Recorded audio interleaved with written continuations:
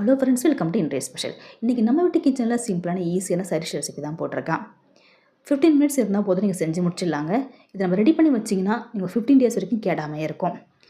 இட்லி, தோசை, சாப்பாட்டுக்கு மட்டும் இல்லாமல் தயிர் சாதத்துக்கு ரொம்பவே ஆப்டாக இருக்கும். இதை ரெடி பண்ணி வச்சுட்டா மார்னிங் வேகமாக ஸ்கூல் பசங்க கிளம்பும்போது பிரேக்ஃபாஸ்ட்டுக்கும் லஞ்சுக்குமே கொடுத்து அனுப்பலாம். வாங்க வீடியோக்குள்ளே போகலாம். அதுக்கு முன்னாடி என்னோட சேனல் சப்ஸ்கிரைப் பண்ணாமல் சப்ஸ்கிரைப் பண்ணிக்கோங்க. பக்கத்தில் இருக்க பெல் ஐக்கானை ப்ரெஸ் பண்ணிக்கோங்க. நான் போடுற வீடியோ நோட்டிஃபிகேஷன் உடனே வர ஆரம்பிக்கும். சிம்பிளான ஈஸியான ரெசிபியாக தான் இருக்கும். பிகினர்ஸும் செய்கிற மாதிரி தான் இருக்கும். நான் இன்றைக்கி கொத்தமல்லி வச்சு தான் சட்னி பண்ணியிருக்கேன். ஒரு அரைக்கட்டு கொத்தமல்லி நல்லா வாஷ் பண்ணி எடுத்து வச்சுருக்கேன். இப்போ பேன் வச்சுருக்கேன், எண்ணெய் ஊற்றிருக்கேன். நல்லெண்ணெய் இருந்தால் ரொம்ப நல்லது.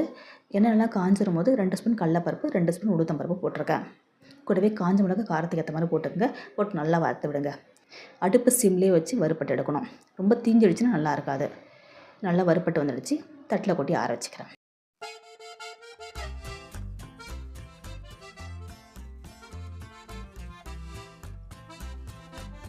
இப்போ அதே எண்ணெயிலே நான் சின்ன வெங்காயம் 4 போட்டிருக்கேன்.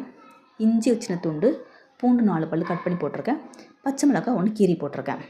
பச்சை மிளகாய் நீங்கள் வேணும்னா ஸ்கிப் பண்ணிடலாம். போட்டு நல்லா வதக்கி விடுங்க. சின்ன வெங்காயம் இல்லைனா பெரிய வெங்காயம் கூட யூஸ் பண்ணிக்கலாம். போட்டு நல்லா வதக்கி விட்டு நல்லா வதங்கி வர ஆரம்பிக்குது.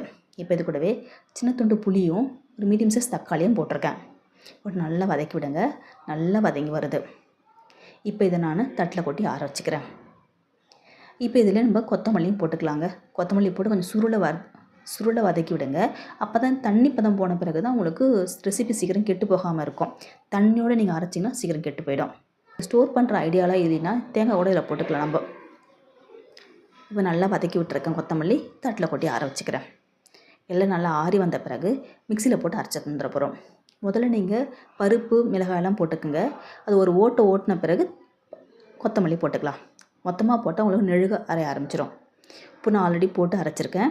இப்போ எடுத்து வச்சுருக்கேன். இப்போ நம்ம தாளித்து கூட கொட்டிக்கலாம். தாளித்து கொட்டாமல் கூட சாப்பிட்டுக்கலாம். கடுகு, சீரகம், காஞ்ச மிளகா கூடவே கருவேப்பிலை போட்டு தாளித்து கொட்டியிருக்கேன். இதை நீங்கள் இப்போது இட்லி, தோசை, சாப்பாட்டுக்கு தயிர் சாதத்துக்கு ரொம்பவே ஆப்டாக இருக்கும். ட்ரை பண்ணி பாருங்கள். இந்த ரெசிபி உங்களுக்கு பிடிச்சிருந்தா லைக் பண்ணுங்கள், ஷேர் பண்ணுங்கள், சப்ஸ்கிரைப் பண்ணுங்கள். மறக்காம பக்கத்தில் இருக்க பெல் ஐகானை ப்ரெஸ் பண்ணுங்கள். உங்கள் ஃபேமிலிக்கும் ஃப்ரெண்டுக்கும் ஷேர் பண்ணுங்கள். தேங்க்யூ.